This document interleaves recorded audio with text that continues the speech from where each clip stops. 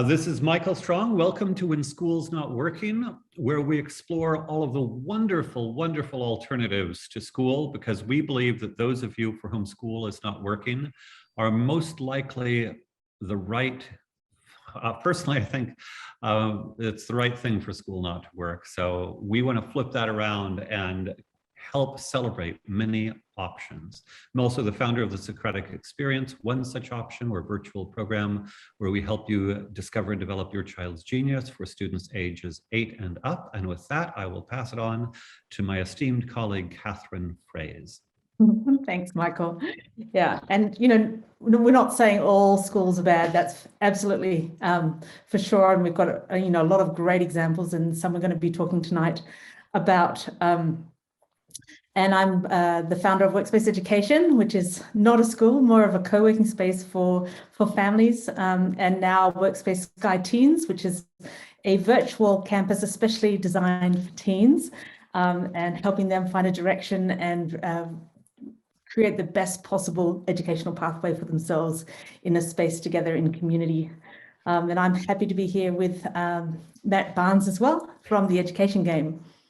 Thanks, Kath. Yep, I'm Matt Barnes, and I imagine a world where successful education is not defined by what school you go to, the grades you receive, your SAT score, your degrees, any of that stuff. A successful education is defined by an incredibly curious young learner. And so that's what I do. I work with parents to help you develop a young learner regardless of the school model your child is in. Really excited tonight to introduce Shannon. Shannon is actually Shannon Falkenstein. So she is a native of St. Louis, Missouri, which is my hometown as well. All of the top thinkers in the world don't come from St. Louis, but Shannon is one of them. Shannon is a co-founder and executive director of Acton Academy in El Salvador. It's a Montessori, kind of a progressive educational environment. She is a big believer in Montessori education. I think you've said, Shannon, that you were Montessori educated as well. And she has been doing a podcast called New Schools Podcast, which is she's interviewing, what are we at now, 50? About 40. Yeah, about 40. So she's interviewing new educational models, new school models that are coming online so that you parents can understand what's out there and begin to make choices about it. So with that, Shannon, welcome to When School's Not Working. Thank you. Thank you so much, Michael, Matt, and Kath. I'm so excited to be on tonight. Awesome. Awesome. All right. Well, can I start? Because we're hometown buddies. Yeah, jump in. Yes. Of course, I went to the better high school. So, so Shannon, let's talk a little bit about your learning journey, how you kind of got to this point. You mentioned that you were Montessori educated, I think, if I heard you correctly. So give us a little bit of that journey, and then we'll start to pepper you with questions. Sure. Yes. So St. Louis, Missouri, I went to Montessori preschool. My mother was a huge proponent of Montessori. And then I was in a public school, just your regular, decent suburban public school until 7th grade. And then I went into a Catholic school, a very prestigious Catholic schools, very classical education. We learned Latin, we learned French, we learned etiquette, all the things. And then I graduated and went on to Emory University. I studied anthropology and biology. And I was, I think when you're in school, like sometimes you don't like it, but you don't really realize at that time in the 80s, there was definitely not an option. My parents would never even have considered that. It was kind of just like, suck it up, right? But I did, throughout my life, I was extremely curious. I absolutely loved learning. When I finally got to university and opened that, which was then an actual physical catalog of classes, it was like, oh, there's a whole world of things that you can learn that you weren't learning in high school. And that was just an amazing journey for me. And so I got to figure out what I really loved and followed that, and loved science. So then later in my life, I've just always been an experimenter, and throughout my life, I've switched careers a bunch of times just because I'm curious. So eventually I met my husband I became a science teacher in New York City public schools for a short time. And I had studied science education at NYU, which was a very constructivist program. I loved hands-on learning. But then when I got into the system, you know, I had like 36 kids in a classroom or 39 kids in a classroom. They cycled out every 40 minutes, a 5-minute break before they came back in. It was just, whoa, it was just way too much. And I tried to implement a lot of hands-on things, but it just wasn't really the way the curriculum was supposed to be set up. And it was just very, very challenging. I did not do a great job. I later transferred to a much smaller kind of in-house. It was a school within a school in the New York City public system. And that was much better. It was much smaller. And we had a principal who loved to break the rules. And so he was a great mentor. But then I met my husband, we got married, and we decided to move to El Salvador. So we moved here, and one of the biggest aspects of my education was that we had a business as a call center selling financial information for the stock market. And in 2008, when the economy completely blew up, that business started going down. And by 2010, we had a baby and a toddler. We completely lost our business. And it was like, what were we going to do now? It was very scary times. And we had started brewing beer in our house. And so my husband and I kind of looked at each other and we were like, well, we got to make lemonade out of lemons. Like, we have to figure out what we're going to do. And I had heard this myth that Vikings used to travel in their boats to lands to, explore. And that when they would get to a new island, they would burn the boat so that they knew that they had no choice but to survive.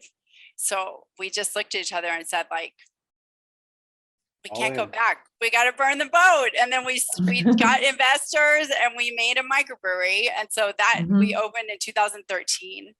And through that process, my husband was not a brewer. He was an engineer. He had worked in finance. He learned everything he had to learn about opening that brewery through books, the internet, talking to people, and experimentation. Yep. So that kind of that was like a whole nother education that we had to go through. We had to learn how to negotiate our rent down to survive. We had to learn so many things just to survive. And then, so we got through that, and then we're still in that. And then we put our kids into just like a nice international private school here. And that was okay for a couple of years. And our children are, of course, these bright, curious, amazing kids. And then all of a sudden in first grade, it was like, they told my son, like, sit down in a desk for 6 hours and listen to a teacher talk. And he was just dying. He was really bored, frustrated, unmotivated. And he would come home just a pale, weepy version of himself. And I just was like, hun, we can't do this anymore. And so the last straw was that we went to a parent-teacher conference, and the teacher told us, you've got to do something with Arthur. We're really concerned about him. And we're like, what do you mean you're concerned? And she said, he's reading at a really high level, and he's getting bored, and he's going to distract other children. So we need to find a way to control him. And we're like, what do you mean? What can't you do something else? Like, can't you challenge him more, send him to the library more, get him on a computer more? Those were the things he was curious about. And she's like, no, we don't do that. And so we just, again, looked at each other like, we're out. So we pulled them out of school, and we didn't know what we were going to do. I feel like this is getting really long, but we pulled them out of school, didn't know what we were going to do. I started homeschooling. That was not for me. And then serendipitously, I found Acton Academy. And Acton Academy had all the things. It was entrepreneurial. It was Montessori driven. It was all about curiosity. It gave children freedom. It was hands-on, tons of experimentation, exploring. And I said that is exactly what I want for my kids. So we applied, we got the license, and we opened Acton in 2016. Awesome. And we have not looked back since. Awesome. Ah, Who's so got the- I've got a couple of things. So going back sort of quite a long way back into your story, you're talking about when you went to university and all of a sudden you had all these like college classes and it was like you had this catalog of what was possible that you could learn about. And I'm just wondering, do you think that's a good, it's good to wait until you get to university to do that, start really that exploration, or do you think that should happen earlier? Yeah. Or, I mean, is there a sort of a canon that people need to know before they're allowed to explore? Or how do you see that? That is such a great fundamental question and one I struggle with often. Absolutely, I think that young learners should be exposed to far more options much earlier on, because your curiosity and your passions are going to be very varied. And I think I've noticed over time that when a young human is really interested in something, that sort of persists over time. So if they can already be getting into it when they're young, they're just going to learn so much more when their brain is much more plastic and much more open when they're younger. I think it's great for the individual child. I do struggle with your question of what you're talking about, like sort of the canon also. I don't think that should be, honestly, I don't know. I would love to talk more about that here with you all, because I'm sure you have your opinions about that too. It's something I think about a lot. Yeah. Michael, what's your take on the canon? Should kids, should there be a minimum amount of learning that's required and then left to their high level reading, writing, math, speaking? I mean, for me, it's all skills. And part of that is I think every family, actually, this goes to your thing, Matt. Should a family expose their child to things that they think are rich and valuable? Absolutely. Should I or you or any of us dictate to other families? No. I mean, I've talked about in my own case of having kind of a white label version of what I do and having lots of different cultures focus on as it were, the canons. And the canons could be, maybe it's coding and digital marketing. I think that we need to think about what is most important for children to learn. But personally, and for me, there's certainly things that I find important and valuable, but I absolutely don't want to dictate to the world at large. This goes again back to Matt, have a vision for your child. What is important? Let's talk about it. So that longer conversation. Yeah, I agree with that too, by the way. But frankly, and sorry, we'll get back to you, Shannon, but we're gonna, but like the minute that someone else starts defining what a child should know is the minute we're down the pathway of replicating school once again, right? So, in my household, we might choose the Bible as a text, right? Someone else, it might be the Torah. Someone else, it might be, I don't know, Little House, right? Whatever the values are of that family, to me, that is the canon. And then it's shaping it based on the child's interests and expressed interests from that point on. So yeah, I'm down with that, Michael. Well, also just one more on that. I think it's really important that whoever is educating the child, parents or teachers, believe in what they're teaching. And the problem I see with top-down imposed curricula is very often the teachers don't believe it. And if the teachers don't believe it and the students don't believe it, the whole thing becomes a joke. I'm very big on kind of, authentically, this is who I am, this is what I stand for. And in our case, guides should discuss that. So Shannon, back to you for a second. So when you were teaching in that first environment, you had 30 or 40 kids in a classroom? Yes. My goodness. And it was what grade level again? I was in a middle school in the Upper East Side of Manhattan. There were 3,000 children in the middle school. Wow. It was so anonymous. Students would just walk in the door, like throw some stuff and then walk out. You never knew who they were. It was really, wow. All right. Really not well set up. So then again, this idea of entrepreneurship also for me, and I wonder if Kath and Michael buy into this as well, but the idea of entrepreneurs are people who are problem solvers, who learn all the time because that's what's required in order to solve problems. And so how did the experience of becoming a brewery shape your thinking around how your school would operate? That's a great question. I think what we've realized during that crisis and then pulling out of it by starting our own brewery was that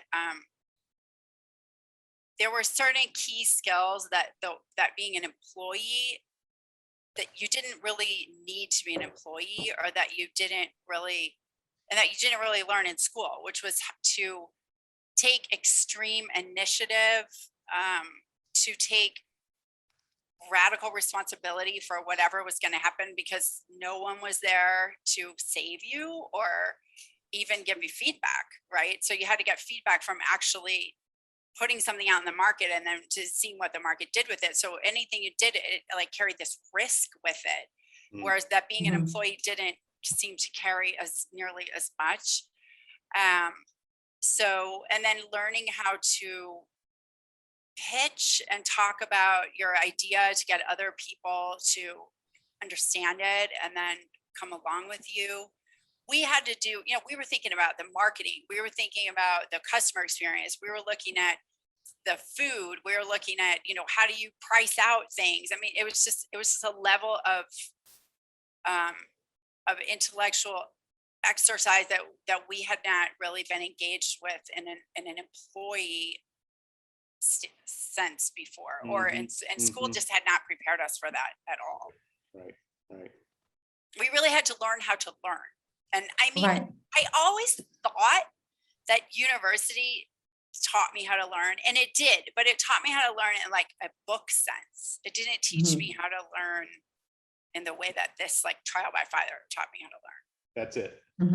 Yeah, and I totally agree with you. I think that we want to be creating humans that can learn 2 or 3 times better than the average person is learning in school, because they're just trying to memorize stuff. Whereas, like, as an entrepreneur, just like you say, the learning curve is steep in so many ways.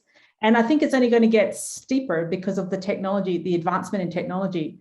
We're constantly having to learn new technology and also the soft skills that are required and the nuanced conversations that you need to have as an entrepreneur. You really aren't prepared for those sort of things in school. So, True. But, it does prepare you to become an academic, I suppose, when you're in college. Yes, or a teacher. And also, I think there's so much internal emotional learning. I don't know if you call it learning, but yeah, learning, growth that you have to go through as an entrepreneur, because you're constantly afraid and you're putting things in front of people and you're afraid, are they going to reject it?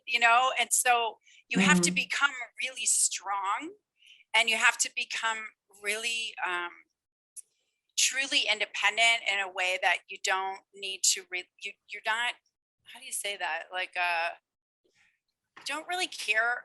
You care deeply about what other people think if they're buying your product, or what they think about your product, but you don't really care so much about what they think of you. It's just that you have to get this thing done. And so you get over like your fear of rejection, you get over your, mostly I think fear of rejection is something you have to get over. And school, definitely, they want you to be afraid of rejection in order to make you comply. I was So talking that's to the opposite.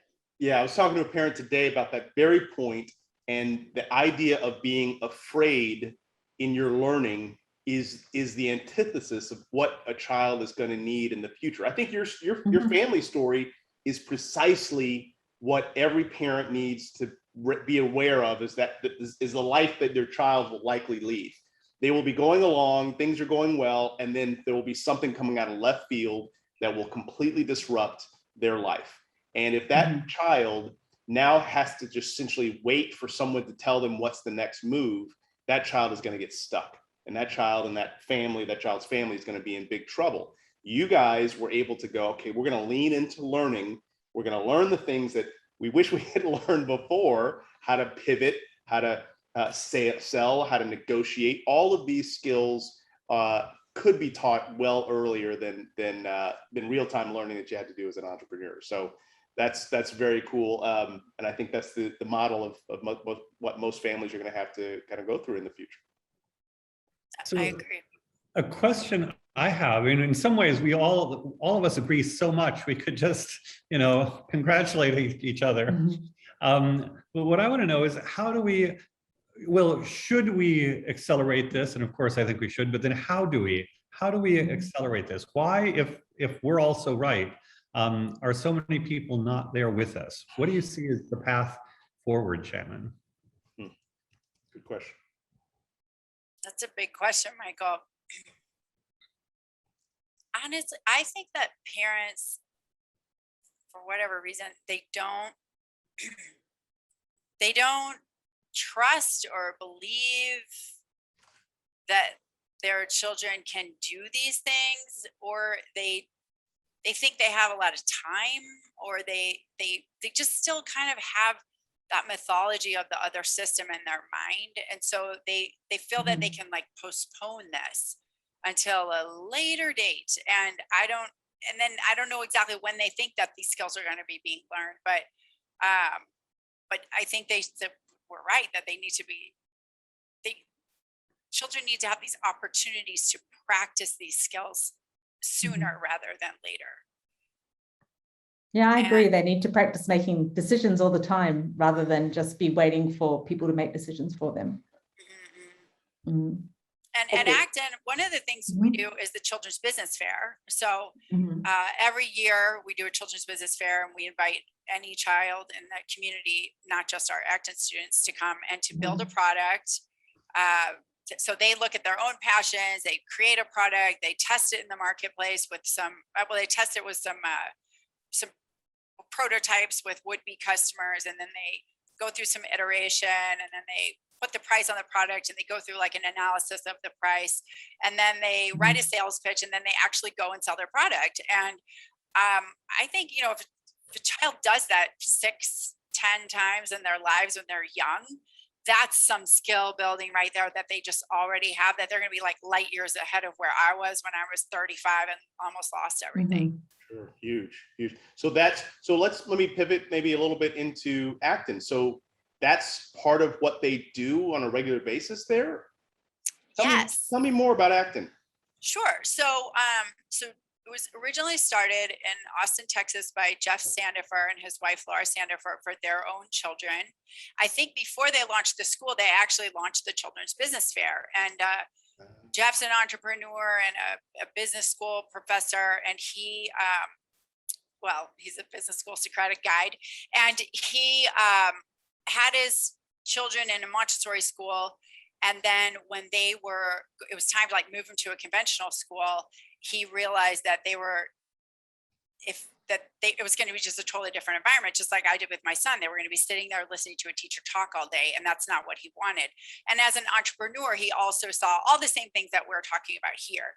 And so he started the Children's Business Fair, I think in 2007, and, rented tents and got kids to sign up, and then, led them through like a very brief curriculum of how they could do it. Not really a curriculum, but set more like challenges that were kind of gamified. And then it was like, okay, here's the day you're selling. So kids showed up with their wares and they sold them, and it was a total success. So he started replicating that. And then in 2009, he launched Acton Academy, and it's Montessori based in that it's trust and follow the child. We do a lot of Socratic discussions. So we are far more interested in asking great questions and continuing with questioning than we are in having the right answers. Then there's always a gamified quest component. So talking about that college course catalog, throughout the year, you might be introduced to 6 or 7 as a student, 6 or 7 different projects. One could be electricity. One is always entrepreneurship. It could be carpentry. It could be creating your own play. So all kinds of different things, so that students do have those hands-on experiences, so that they can start to develop an understanding of themselves and what they're interested in. And then self-paced core skills, and that's reading, writing, and math. And those are at the student's own rhythm and own pace. So if you want to, zoom ahead in math because you love it and you feel comfortable doing that, you may. And if you want to take a little bit longer, you may. We're far more interested in mastery rather than time. So we don't really care what grade you're in. We just care that you master it at 100% before you move on. And let's see if I'm missing anything. Self-governance. So if you're familiar with Sudbury, we're not as democratic as Sudbury, but we're very democratic. So every week the students have a town hall and their council leads it. And then, they say like, I don't like how this is, or, let's change that, or there's too much violence in the playground. And then they handle it themselves. We don't have teachers, we have guides, and we're guide on the side, and we're just observing the students and trying not to intervene. And the number one rule, if you're a guide, is that you're not allowed to answer any questions. So, which can be very difficult. And so that's basically what Acton is. It's open. They're all over the world now. There's about 350 of them all around the world. So you can look up Acton and see if there's one in your town. If not, you can start one. And they're usually elementary school, and then they grow with that group of elementary school children. So I know you've got a new schools podcast. And earlier we were talking about there's kind of a family resemblance. So I'd be interested in knowing what you see as kind of the family resemblance of new schools, and what are some interesting differences? Sure. Yeah. So the new schools, as Matt said earlier, we've interviewed about 40 different folks doing different kind of education learning solutions in the world. And what I've been so affirmed and heartened to find, and that is that everyone kind of has the same values. And it is that trust and follow the child for sure. That kind of entrepreneurial spirit of being able to take extreme initiative in your own life and have agency over your own life. Believing that teaching is not the same thing as learning, and that learning is a process that occurs inside of the human that's learning, not outside, and not really, it's very independent from the teacher. A value for time spent being a human on earth. And so that, like, not wanting a child to be kind of stuck in that purgatory of school until they're 18 or even 22 in the case of a university education that they're not really into. And what else? I would say just those are some common things. Socratic, definitely being more question driven. Gamification. Some people don't like that word, but what I mean is like creating experiences for learners to go through that result in them having learned something instead of, sitting and passively listening. So active role in learning. I think those are some of the commonalities. Yeah.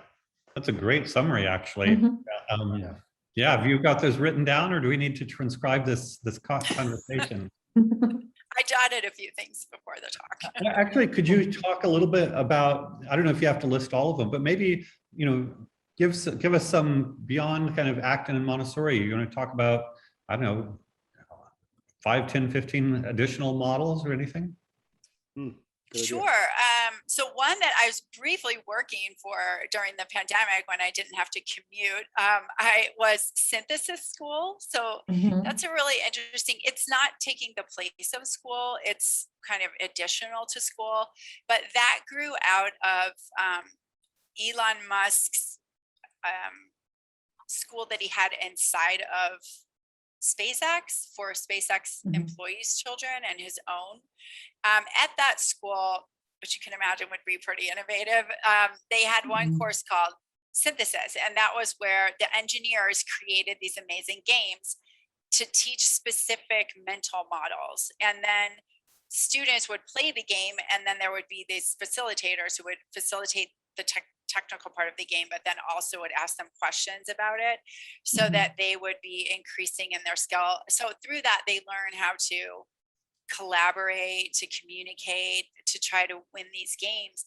And what's so interesting is that they don't tell you any of the rules. So you're just dropped into this game environment and you start playing and you learn as you're playing, which is a lot like life. So, so that was a fascinating thing to be involved in for a while. And I think they're doing an amazing job. Another great model. Well, there's a lot of new online models coming, like Prisma is one of them. Of course, Michael, the Socratic experience.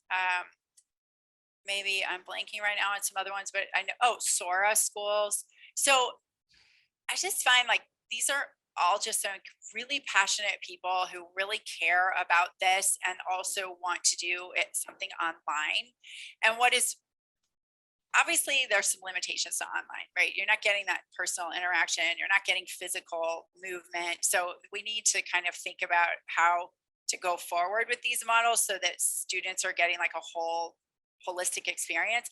But what I noticed that that what they're doing is it does allow a whole lot more flexibility for families to move around, for students to test and try different things.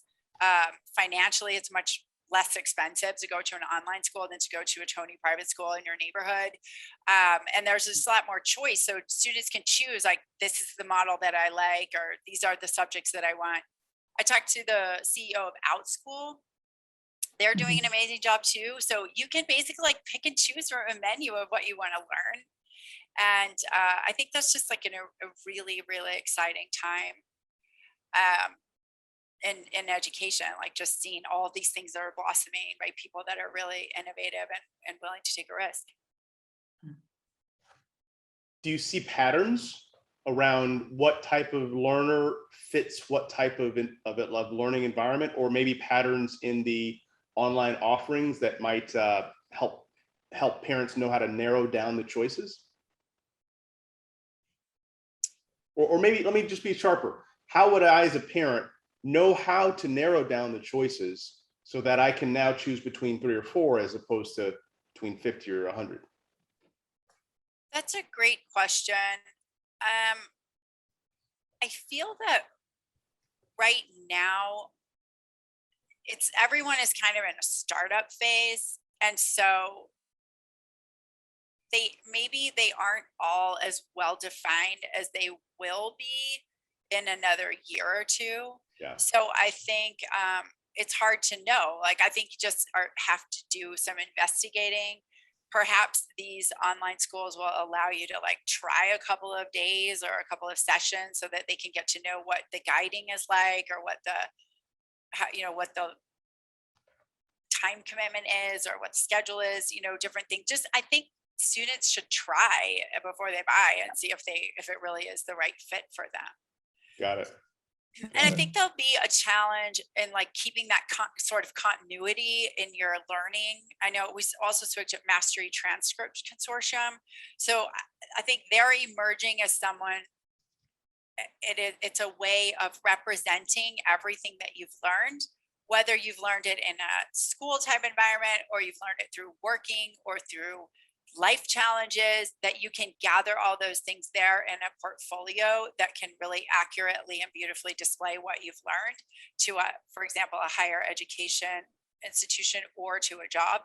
So I think that's going to be one of the things that parents should think about, is kind of how are they kind of like recording all this progress that their children are having so that they have it in one place if they need it. And also just to reflect it back and remember. Yeah, I like. Oh, sorry, Mike. No, I'm just saying, synthesis is, it could be a program. There are a lot of different universities now offering, like you could do classes a la carte, and you can really assemble, like you'd make a salad, I guess. You put all the ingredients in a salad rather than having everything in an all-inclusive package. And I see a lot of families doing that, and there are so many different options to really sort of custom curate exactly what you want for your child. And then if something's not working, you can easily switch around. So you don't have to like buy a program hook, line and sinker either. You can, you can try bits from all over the place and then do more of what is really working and what your child really loves to do. Do you see any commonalities in parents that are interested in these programs, or do you have a sense for what the parent demographic looks like? Ooh, that's a great question. Matt, you and I talked about this a little bit. I think it's not parents who are like doing well in the regular system. So right now, I think it's going to be parents who have experienced disruption in their own lives, parents who are entrepreneurs, parents who want to be more free.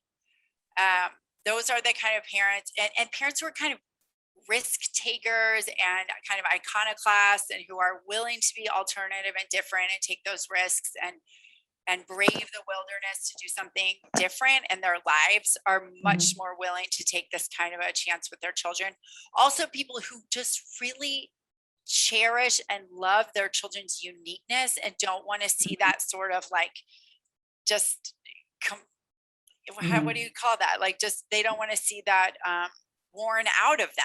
And so they say, no, I can't let them like take my child and turn them into like a cookie cutter, a cookie cutter form. Like I want them to be unique. And so I think those are some commonalities that we see.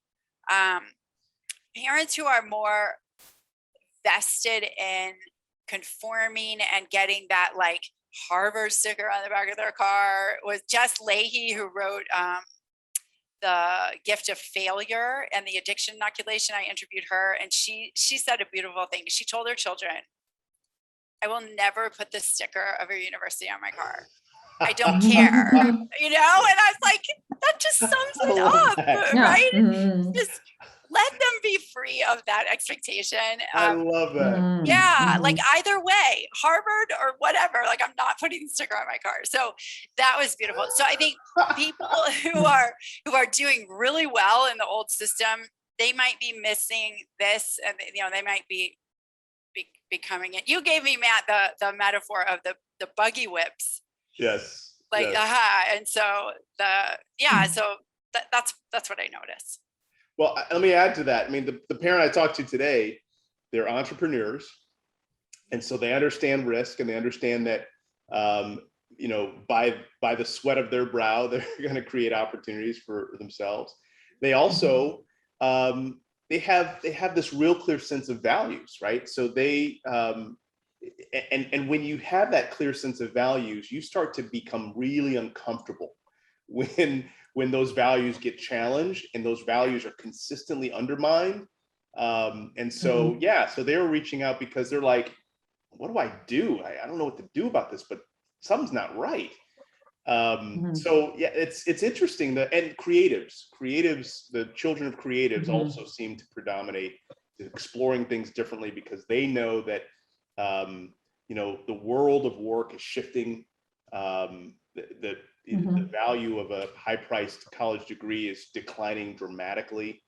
And so, they realize what kind of work you can do without any of that stuff. So that's why I'm seeing, contacting me. Yes, I agree. Again, I'm sort of obsessed with how we grow this movement. And so, since you've spoken with so many people, it's interesting. AERO, the Alternative Education Research Organization, is sort of an umbrella organization, but my feeling is, they don't feel as forward focused. I mean, I guess I've spoken with Kath, maybe Matt, a little bit about a new umbrella organization, and Kath knows a lot of people as well. What's your notion about sort of some umbrella organization? Is it AERO? Do we need a new one? Or are we all just such, herding cats that there's no way to get us going in the same direction? How can, and part of this is, when I advise parents, I talk about Montessori and Waldorf and Agile and Sudbury and Acton and, yada, yada, yada. And it's a lot to grok, and I think we're all, Waldorf is not quite they're not the same direction as the rest of us, but I think your description of the commonalities is pretty good. And so it seems like there ought to be almost a coalition of programs that are firmly rejecting the old system, but are very kind of forward looking. Wow, that's like the $1 million question. I agree. I spoke to Jerry Mintz, love him. And I think AERO's doing amazing things. And they've been doing it forever. So they really know what they're doing, and they're really committed to it, and they've helped so many people. But I know what you mean. It feels a little bit more like Dated. Yeah, a little bit like hippie-ish or something. I don't know how to call it, but it does feel that way.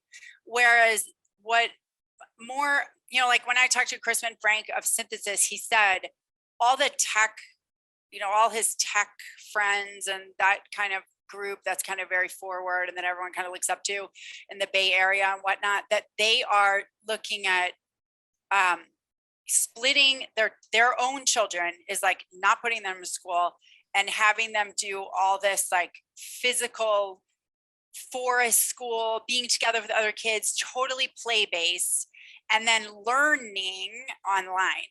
Well, of course, the play is learning, but do you know what I mean? Like then more like content stuff is online. So there, I think it's like it's coming, like this becoming more in the popular imagination of what we're doing. And I absolutely agree. I would love it if there was just a place people could go and it was like, oh, that, and it was like a brand name that kind of housed everything that you're talking about. I think that would be wonderful, but I don't know exactly what that looks like just yet. I think it would need to have an element of guidance for families, and also an element of that, keeping that sort of continuity script of what students are doing. And it would have to be kind of slick, I guess. And just one of the things you mentioned that resonates for me a lot is the simple, I mean, your whole list was wonderful. We really do need a written version of that. Sure. One of the things is that teaching is not the same as learning, because my sense is I feel very different from the establishment, and frankly, pretty alienated from the establishment. But part of it is their whole focus is teaching. And there's all this apparatus for teaching and curriculum and assessment and yada, yada, yada. And that's what it means to be a professional educator. And that's what a real school is. And even, I'm very interested in school choice, but right now, almost all of the school choice dollars are attached to systems that are about teaching. And the kind of learning side is pretty much invisible. And I think all of us know that a lot of massive amounts of teaching are absolutely ineffective. And so right now we've got this system that's dominated in every way by this teaching model. And yeah, especially if you talk about learning experientially, the whole entrepreneurial thing you talked about, there are, I respect, and we've had people on this show who do this within the public system, but it's kind of limited and it's halfway. And I guess my concern is that, and part of this is for 30 years, we've been talking about 21st century skills, but that the kind of establishment sort of takes a half-assed version of it and tries to do it. And there are heroic educators really trying to do it within the establishment, but that ultimately those of us on the outside are permanently relegated to the outside. And wealthy people like Elon Musk can just say, to hell with it and do his own thing. But I guess that's sort of a tension for me, is how do we cross the chasm? And it really feels like a chasm. It sure does. And I think there's a big challenge in there too for parents. I mean, parents, they are under so much pressure. Like, it's just like waking up in the morning, getting breakfast, getting the kids off, and then finding someone who, finding a safe place to have your child all day while you go to work cannot be underestimated in its difficulty. So I think, like you're saying, for the regular person, which we all are, it's like, how do you pause and pivot and do something completely different with your children and still mind your whole life? So I think it's tough, but I think as it's like what we're seeing with the university, right? The decreasing return on investment of university. Maybe it's going to come from there down, where they start to, we start to realize, like, okay, if university isn't really paying off based on your investment, and all of K through 12 is supposedly preparing you for that university environment, I don't know. I don't know how we cross it either. I think about this stuff all the time too. Are we just going to disrupt enough, have enough little players like we are out there until it flips over? Is there going to be, one big player like an Airbnb type thing who knocked out the hotels, and there's a big choice that knocks out the schools? I don't know. Well, Oh, go ahead, Just Mike. one quick follow-up question, I'll let you go, Matt. Would you say a lot of your guests on the new schools are similarly concerned about how do we grow this movement, or are they kind of monomaniacally focused on their own thing? You know, Jeff Sandifer, who's so, you know, he's like, I'm not here to reform education, but he, of course, he has a ton of opinions about this, you know, and he's just here to serve families. And I understand that, but of course he has a lot of opinions about it. And then other people I think are just getting, yeah, they're just getting their stuff going. But they all, I think we all are thinking about that. It's like all these individual birds, and then all of a sudden we're going to make like the picture in the sky or something. I think, you know, and then like I always ask people to predict. So I asked Matt Barnes to predict, and he said like COVID is the meteor that's going to like take out K through 12 education. You know, I loved that. And then I've had other people say, you know, no, parents are just going to keep like scraping by because they don't even have the time and attention to think about this stuff. And they don't have, and it's public schools free and it's there and they can just put them in. So I haven't really seen a consensus. Let me adjust my language. I think we talked back in maybe February, March, something like that. I think so. And I was much more optimistic that COVID would be the kick in the pants that we all needed. I think now I'll say that COVID is like, I don't know, global warming, that it's accelerating and it's going to eventually cause a crisis, but it's not going to happen in the speed that I was hoping for. However, you know, most of the time, and I'd be interested to hear from you, Shannon, on this. You mentioned that Sandifer is not interested in changing education. He's just trying to do his thing. I talked to a lot of people who they're trying to do their thing. At some point, there's got to be some alignment around a movement. And once the movement becomes at least part of the focus, then I think we're going to see a demand side pressure for the options, right? So once a certain number of parents start saying, I can get that over there for cheaper, higher quality, more engagement, all these things, that's a demand side pressure. And so what you're doing with your podcast to me is actually part of the movement. You're helping parents understand there's a bunch of options and you're helping them make a little bit of easier choice into another realm. I think if we reach a tipping point, that's going to actually push the system far faster than any top-down initiative we could imagine. Mm-hmm. And I think also, I'm sorry, Shannon. Oh, go ahead, Kath. No, I'm just saying there are a lot of people working on all the little pieces, like, you know, people working on accreditation and alternative accreditation and blockchain, digital backpacks, all that kind of thing.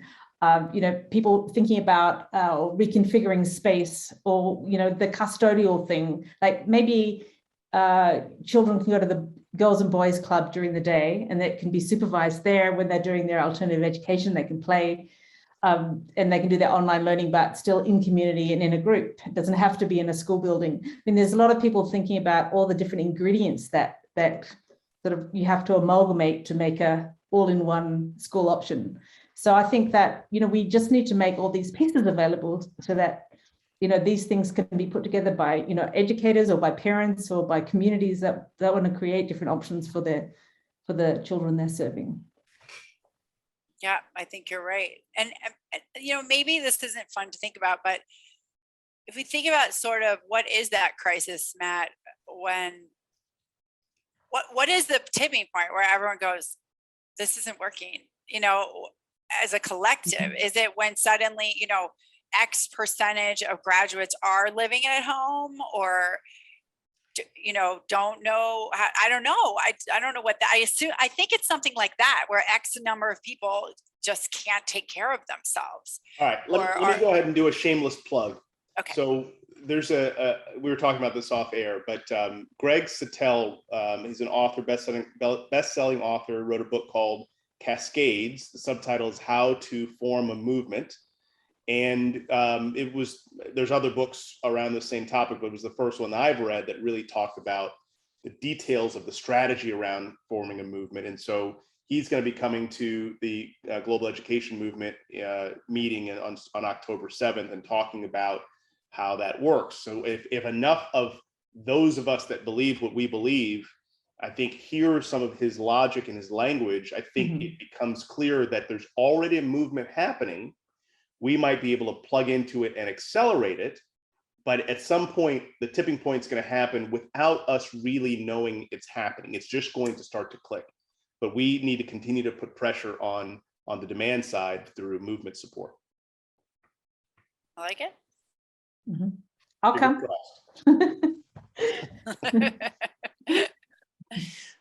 And just, Shannon, in response to your suggestion, when do we give up? I guess one of the things when do the regular parents or the regular people see?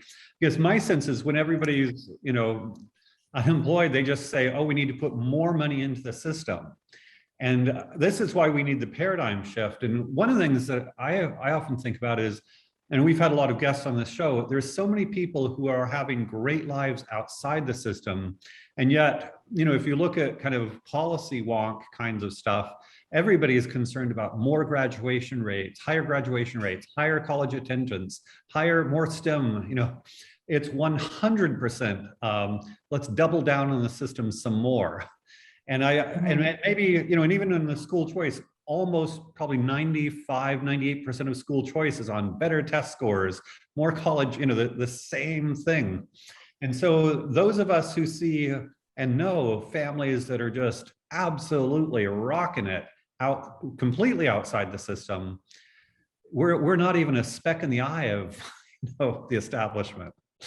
And that's why I think we need to form a coalition. I think we need kind of the movement building Matt's talking about. We need kind of alignment on certain things.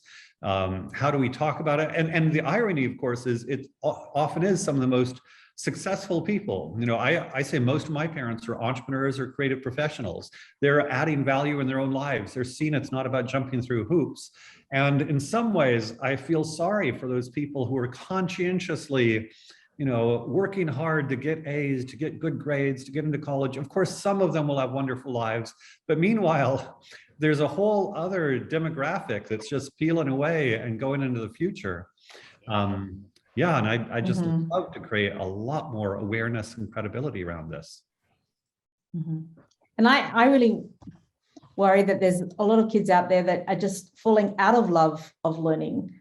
And, I really feel like you want kids to just love what they do so much that it just becomes their energy, their drive to do more and more and more. And they do it enough so that they can actually do their big project or their big opus, in that thing, and really develop themselves and know what that feels like. You want them to do that their whole lives, I think, create lifelong learners. And I just worry that, a lot of people just, they give up on learning and they think, well, I'm bad at math, so I can't do this and I can't do that. There's a lot of things that you unconsciously adopt from your school life that is unnecessary and obstacles for you in your future. Sure, lifelong, yeah. So where are you going next? I'm curious as to where your podcast moves from here. I don't know. I have no idea. I just am. Right now we're just, I'm back in, we're back in school and the pandemic is, now we're commuting again. So I'm just interviewing maybe 1 or 2 people a month. And my producer, James Dees, and we talk about this all the time. Like, what are we going to do? What are we going to do with this? Like, where are we going? But so far, nothing has sort of revealed itself as being the right direction. So we're constantly kicking around ideas, but it just hasn't gelled yet. So I feel like we're all in kind of this. So actually, to let you know, you are our second to last guest on this show. We love the show, love the guests, but we couldn't quite figure out, how to kind of invest in it to get the audience we needed and grow it.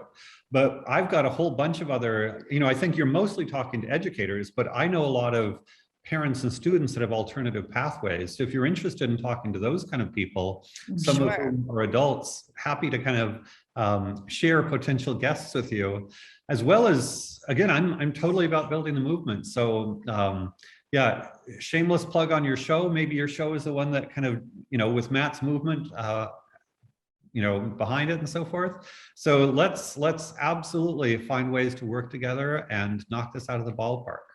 Yeah, I would love that. Thank you. Thank you so much for including me. It's really exciting and really fun and great people.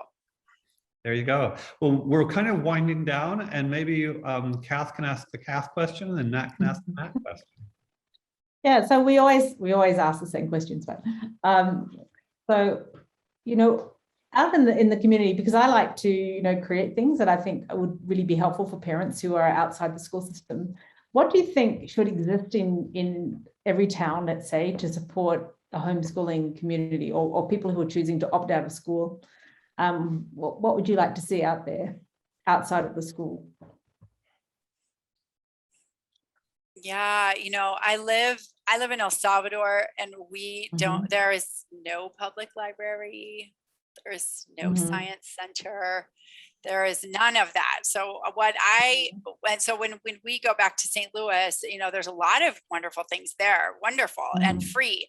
So one of the things we did this summer with my kids was we went to this incredible makerspace, and they had, all the things. So it was like screen printing, game design. They had these all kinds of different loose parts that you could put together to build whatever you wanted to. They had sticker making, button making, like all the things. So that, I think, is a fantastic resource to have, is a makerspace in your area. And it was like $5. You could stay all day. Then you could pay extra if you wanted to use the kiln or use the 3D printer. You had to pay a little premium just, for the materials. It was, I think, privately funded by foundations and done really, really well. It's called the Make Space by the Magic House. And that, I think, would be my number one choice. Here, it would be a public library because we don't have one. But there, where there's already a public library, I would say a makerspace. Yeah, that's great. Cool, go for it, Matt. Yeah, I'm in your context of El Salvador. It's interesting because, as you mentioned, they don't have the resources that we have here. But I'm curious as to if you could make one change besides the makerspace opportunities. If you could make one change to the school, what might that look like? What might that be if you could make one change? To schools in El Salvador, to my school, or to school in general? Schools in El Salvador in particular. I mean, your context is, again, I'll just give you a little bit more background here. So sometimes I think that, again, I'm working in a global context here with this global education movement. And I get the sense sometimes that places like El Salvador have more opportunity than places like the US, because there they realize they don't have libraries and these other things. So online is really their game-changing opportunity. But I don't know. I don't not been enough into that context, and so I'm curious as to if you would say the same thing, or if you think there's some other opportunity that a country like El Salvador could explore. I know it's a tough question. And you're welcome to drink some more wine and come back and tell us about your answer. That's really, really tough. I mean, for the public schools here, it's just simply like making them safe. So yeah, it's basic.